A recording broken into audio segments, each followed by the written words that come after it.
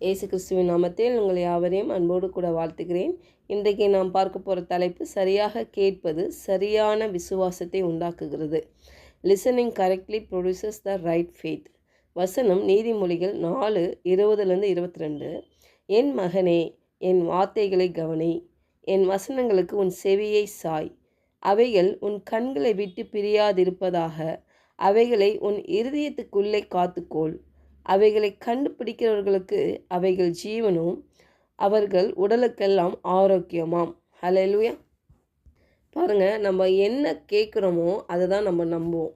பாருங்கள், ஒரு மனிதன் அப்படி தான் இயங்குகிறான்.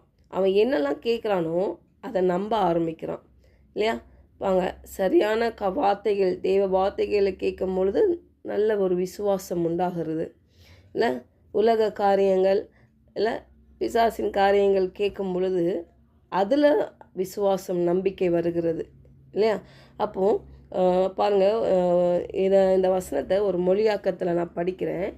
என் பிள்ளையே, நான் சொல்வதை கவனி, என் வார்த்தைகளை கவனமாய் கேள், அவற்றை மறந்து விடாதே. அவை உன் இருதயத்தில் ஆழமாக உருவட்டும். ஏனெனில் அவைகளை கண்டடைகிறவர்களுக்கு ஜீவனையும் அவர்களுடைய சரீரம் முழுவதற்கும் சுகத்தை அளிக்கின்றன. நாம் அனைவரும் வெற்றியுள்ள ஒரு ஜெயம் கொள்ளும் வாழ்க்கையை வாழ விரும்புகிறோம். மேலும் சரியாக வாழ நாம் சரியாக என்ன பண்ணுவோம்? விசுவாசிக்க வேண்டும். ஆனால் நாம் எப்படி சரியாக விசுவாசிக்க தொடங்குவது? பார்த்திங்கன்னா, சரியான விசுவாசத்தில் கேட்பது ஒரு பெரிய பங்கு இருக்குது இல்லையா? நம்ம சரியாக கேட்காவிட்டால் நம்மளால் சரியாக விசுவாசிக்க முடியாது. பாருங்கள், மார்க் 5:27-29 நீங்கள் பார்க்கும் பொழுது, ஒரு இரத்தம் போக்கு உள்ள ஒரு பெண் இல்லையா?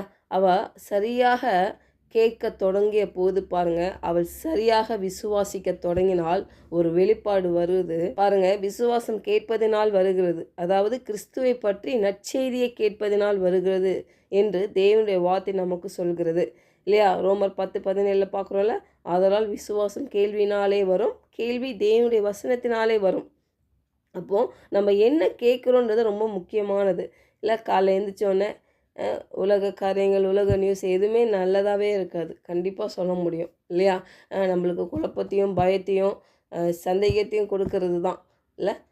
மரணத்தை குறித்து நிறைய நியூஸ்கள் இருக்கும். ஸோ இதை குறித்து ரொம்ப போட்டு தியானித்து ஒரு பிரயோஜனமும் இல்லை பாருங்கள். ஆனால் தேவனுடைய வார்த்தையை நம்ம தியானிக்கும் பொழுது அது ஜீவன் உள்ளது, வல்லமை உள்ளதாக இருக்குது. உங்கள் வாழ்க்கைக்கும், உங்கள் மனதையும், உங்களுடைய ஆத்மாவையும், உங்கள் ஆவிக்குரிய மனிதனையும் பலப்படுத்துகிறதா இருக்கிறது. நீங்கள் எதை கேட்கிறீர்கள் என்பதில் கவனம் செலுத்துங்கள் என்று தேவன் நம்மோடு இடைப்பட்டு கொண்டிருக்கிறார். இயேசு கிறிஸ்துவை பற்றிய நற்செய்தி நிறைந்த செய்திகளை நம்ம கேட்கும் பொழுது, அந்த செய்திகளை கேட்ட பிறகு நம்ம இருதயம் எப்படி இருக்குது இல்லை? நம்ம பாரமான உணர்வால் இருக்குதா, இல்லாட்டி நம்ம வாழ்க்கையில் இயேசு கிறிஸ்து சிலுவையில் நமக்காக அவர் செய்த அனைத்தையும் பற்றி வல்லமை மிக்க அந்த உணர்வால் நிரப்பப்படுகிறோமா எப்படின்னு சொல்லி நம்ம ஆராய்ந்து பார்க்கணும். பாருங்கள், சட்ட ரீதியாக இந்த இரத்தப்போக்குள்ள அந்த பெண் பார்த்திங்கன்னா அசுத்தமானவளாகவும் தகுதியற்றவளாகவும் இருக்கிறாள் இல்லையா? ஆனால் இயேசு தன் காலத்து மதப்பற்றுள்ள பரிசேயர்களிடமிருந்து வேறுபட்டவர் அல்ல என்று அவள் கேட்டிருந்தா, அவளுக்குள்ள நன்மைக்கான நேர்மறையான எதிர்பார்ப்பு இருந்திருக்கவே வாய்ப்பே இருக்காது இல்லை? ஆனால் அவள் எப்படி கேட்குறா? இயேசு கிறிஸ்து ஒரு இரட்சகர், அவர் நன்மை செய்கிறவர், அற்புதம் அதிசயம் காண பண்ணுகிறவர், அவர் பரிகாரி, அவர் கிறிஸ்து என்ற செய்திகளை, அவர் நல்ல செய்திகளை கேட்க ஆரம்பிக்கிறார். ஒரு சட்டத்தின்படி அசுத்தமானது சுத்தமானதை தொடும் பொழுது அசுத்தமாகிறது. ஆனால் தேவனுடைய கிருபையின் கீழ் பார்த்தீங்கன்னா அசுத்தமானது சுத்தமானவரை, அந்த இயேசு கிறிஸ்துவை அவள் தொடும் பொழுது பாருங்கள், அசுத்தமானது சுத்தமாகுகிறது இல்லையா? அந்த பெரும்பாடுள்ள ஸ்திரீ பாருங்கள், அந்த இரத்த போக்குன்னா அது ஒரு தீட்டு உள்ள ஒரு காரியம். எல்லாரும் அவளை என்ன பண்ணுவாங்க? ஒதுக்கி வைப்பாங்க. யாரும் அவளை அணுக மாட்டாங்க. அவளும் வரக்கூடாது இந்த மாதிரி ஒரு பொது வெளியில்.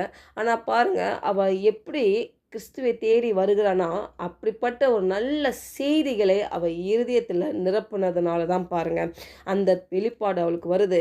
அந்த பயம்லாம் நீங்கி போகுது இல்லை? நான் அசுத்தமானவர், தீட்டுப்பட்டவ, நான் ஒதுக்கப்பட வேண்டியவ, ஆனால் இன்றைக்கு நான் போகிறேன், அவர் வஸ்திர ஓரத்தை நான் தொடுவேன், நான் சுகத்தை பெற்றுக்கொள்ளணும் என்ற ஒரு வைராக்கியம் அவளுக்கு வருது. எப்படி? நல்ல செய்திகளை அவை கேட்கும் பொழுது தான் அது வரும். நல்ல செய்திகளை நீங்கள் கேட்கும் பொழுது பயத்திலேருந்து ஒரு விடுதலை நீங்கள் பெற்றுக்கொள்வீங்க. நல்ல செய்திகளை செய்திகளை கேட்கும் பொழுது நீங்கள் நினைக்கிறதுக்கும் வேண்டுவதற்கும் அதிகமாக கிரியை செய்கிற அந்த வல்லமை உங்களுக்குள்ளாக இருந்து வெளிப்படும். நல்ல செய்திகளை கேட்கும் பொழுது உங்கள் சந்தேகங்கள், உங்களுடைய அவ்விசுவாசங்கள் நீங்கப்படும். நல்ல செய்திகளை கேட்கும் பொழுது உங்களுக்கு தெளிந்த புத்தி வரும். ஹல்லேலூயா. பாருங்க, இந்த பெண் தன் கையை நீட்டி இயேசு கிறிஸ்துவின் அந்த வஸ்திரத்தின் ஓரத்தை தொடும் பொழுது அசுத்தத்தால் அவரை தீட்டுப்படுத்தவில்லை. மாறாக அவள் இயேசு கிறிஸ்துவின் ஆரோக்கியத்தாலும் பரிபூரணத்தாலும் பிடிக்கப்பட்டு முற்றிலும் குணமாக்கப்பட்டாள். இல்லையா? இன்றைக்கு நீங்களும் நானும் அப்படிப்பட்ட வல்லமையை நம்ம பெற்றுக்கொள்ள வேண்டும் என்று தான் தேவன் விரும்புகிறார். நீங்கள் எவ்வளோ காலமாக போராடி கொண்டிருந்தாலும் அல்லது எவ்வளோ காலமாக எந்த பலனையும் காணவில்லை என்றாலும் உங்கள் காதுகளையும் உங்கள் கண்களையும் மனதையும் இயேசு கிறிஸ்துவின் நற்செய்தியால் நிரப்பும்படி உங்களை விட்டு கொடுங்கள். ஜெபிக்கலாம். பரலோக தகப்பனே, இந்த காலை வேளையில் எங்களோட நீர் இடைப்பட்டதுக்காக உமக்கு நன்றி செலுத்துகிறோம் கர்த்தாவே. நாங்கள் தீர்மானிக்கிறோம் ஆண்டவரே, நல்ல செய்திகளை, அந்த நற்செய்திகளை இயேசு கிறிஸ்து எங்களுக்காக எல்லாவற்றையும் செய்து முடித்தர். இனி ஆண்டவரை அவருக்குள்ளாக ஆண்டவரை அவருடைய வல்லமை பெற்றுக்கொண்டு அந்த உயிர்த்தெழுந்த வல்லமையால் நிரப்பப்பட்டு ஆண்டவரே அப்பா, அசாத்தியமான காரியங்கள், அற்புதங்கள், அதிசயங்கள் எங்கள் வாழ்க்கையில் வெளிப்படும்படியாக நாங்கள் செபிக்கிறோம் கர்த்தாவே. எப்படியாக அந்த பெரும்பாடுள்ள ஸ்திரீ தன் இருதயத்தில் ஆண்டவரே அப்பா தேவ வார்த்தையை நல்ல செய்திகளை நிரப்பிக்கொண்டு ஒரு வெளிப்பாட்டோட அவள் அற்புதத்தை பெற்றுக்கொண்டால், இந்த காலை வேளையில் இதை கேட்டுக்கொண்டிருக்கிற ஒவ்வொரு பிள்ளைகள் மேலே ஆண்டவரை அவர்கள் இருதயம் ஆண்டவரே இந்த நம்பிக்கையின் செய்திகள் நிரப்பும் பொழுது, கேட்கும் பொழுது ஆண்டவர் அந்த பெண்ணை போலவே விசுவாசத்துடன் ஆண்டவரை அப்பா அற்புதத்தை பெற்றுக்கொள்வார்களாக என்று இயேசுவின் நாமத்தினாலே ஜெபிக்கிறோம் நல்ல பிதாவே. ஆமென்.